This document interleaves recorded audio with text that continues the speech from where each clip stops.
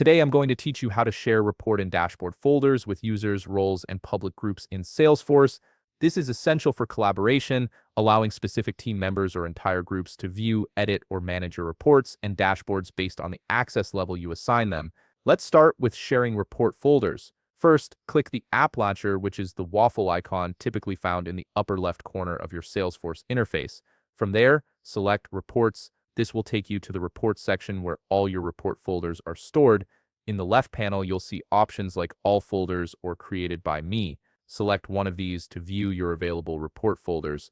Once you've located the specific report folder you want to share, look for the drop-down menu on the far right column of that corresponding report row and click it. From the drop-down options, select Share. This opens the sharing settings for that particular folder. Now, in the Share with dropdown, choose either users or public groups, depending on whether you're sharing with individual users or a group of people.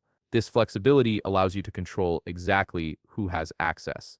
Next, type the name in the name field to search for the user or group. Make sure the name you type matches the category you selected in the previous step. Once you find the right person or group, select an access level. You have three options here: Viewer, which allows read-only access; Editor, which lets them modify reports; or Manager, which grants full control, including sharing permissions. After choosing the access level, click Share. The entry will now appear in the Who Can Access section, confirming that the user or group has been added successfully. If you need to add more users or groups, simply repeat these steps. Once you're finished adding everyone, click Done to save all your changes. Now let's move on to sharing dashboard folders.